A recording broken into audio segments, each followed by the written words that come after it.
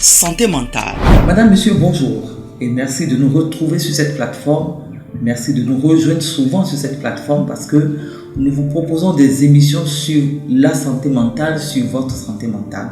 Aujourd'hui, nous parlerons du stress. Nous allons évoquer les causes et les symptômes du stress. On va savoir si c'est une maladie ou des émotions, comment s'en sortir ou en guérir. Et pour cela, je reçois pour vous monsieur Jérôme Popola. Il est coach formateur. Monsieur Popola, bonjour. Bonjour madame. Vous allez bien? Très bien. Alors, la première question est de savoir qu'est-ce que le stress? Est-ce une maladie ou des émotions? Merci beaucoup. C'est un plaisir pour moi d'interagir avec vous sur cette thématique qui est, je vais dire, très intéressante.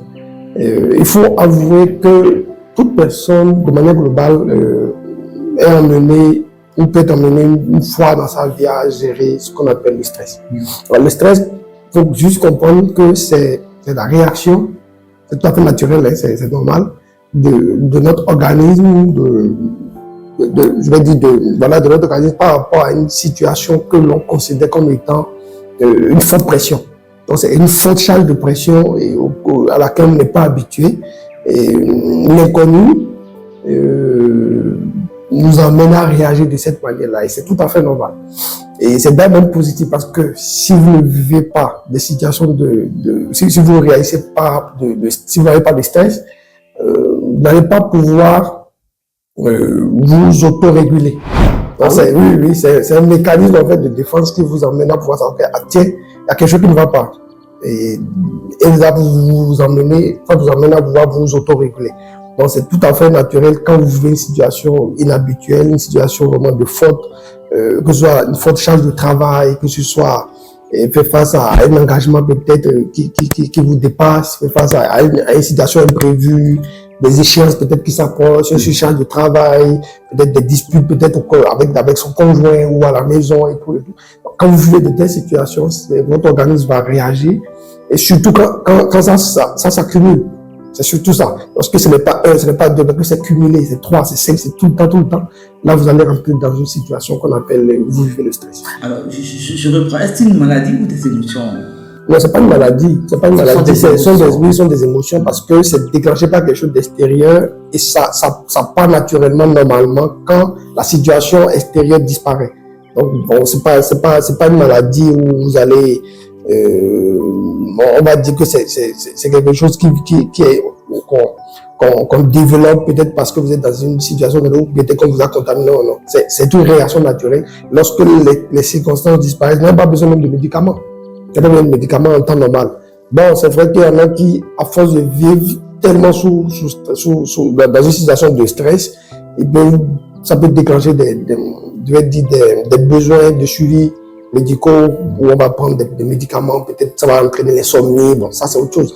Mais tant que c'est bien géré, c'est passager, ça va partir. Alors, M. Popola, dites-nous quelles sont les causes ou les situations qui peuvent conduire au stress? Voilà, il y a plusieurs causes. Il y a les changements, c'est-à-dire une situation à laquelle on n'est pas habitué, un truc pour vous c'est inconnu, ou peut-être vous ne vous sentez pas capable, vous ne vous sentez pas outillé, vous ne sentez pas que vous avez la maîtrise de la situation, tout de suite vous pouvez commencer par stresser. Et par exemple, on vous dit de prendre la parole en public, subitement, vous n'êtes pas habitué d'aller stresser, ou peut-être même on vous a pas dit peut-être subitement, mais à la veille ou 2 jours avant, on vous dit demain on doit prendre la parole devant 1000 personnes, vous ne l'avez jamais fait. C'est l'inconnu qui va créer ça. Par contre, si vous êtes bien préparé, que vous êtes habitué, vous n'allez pas être stressé. Donc c'est l'inconnu. Également, lorsque ça vous amène à mobiliser beaucoup de ressources internes. Vous pouvez être stressé, voilà, beaucoup d'énergie mentale, beaucoup d'émotions, tout ça. Vous allez être stressé, vous allez faire face à des situations, des défis nouveaux, ou peut-être pas nouveaux, ou peut-être ça s'accumule. On vous donne telle tâche à faire avec un délai court, une autre tâche s'ajoute, vous ne savez plus où aller, vous commencez pas à stresser tout de suite. Ça peut être également le fait peut-être de vivre une situation de deuil, une séparation, peut-être son emploi, ou vouloir peut-être aller à un concours, on est en période d'examen maintenant, les élèves seront stressés, lorsqu'on attend également des résultats et qu'on ne sait pas. Peut-être vous êtes parti à un concours, peut-être vous attendez des résultats par rapport à un institut d'embauche, vous avez déposé un visa, vous ne savez pas et tout. Donc, tout ce qui est inconnu, tout ce qui est inhabituel, tout ce à quoi vous n'avez pas le contrôle, la maîtrise, tout de suite vous met dans une situation de stress. Quels sont les symptômes du stress? Voilà, les symptômes varient de manière globale d'une personne à une autre, mais il y a des points standards. Déjà, il faut au niveau émotionnel, celui qui est stressé souvent, il est très irritable. Quand il ne gère pas bien, il est très irritable, c'est-à-dire, pour une chose, il voit comment il n'y a pas s'enflammer. Enfin, c'est des larmes parce que la personne se sent à bout de souffle. La personne sent, c'est comme si tout le poids du monde est sur sa tête et que personne ne le comprend ou personne ne la comprend. Et à bout de souffle, il peut facilement commencer par couler les larmes ou être en colère ou des trucs qui n'ont vraiment pas, je vais dire, l'importance qu'il faut pouvoir se mettre en colère. Tout de suite, il commence par être irritable, il commence par être irritable. Il y a ça. Il y a également, à part l'irritabilité, le fait d'être de mauvaise humeur à longueur du temps. Merci de nous avoir reçus chez vous. La suite de l'émission, c'est prochainement.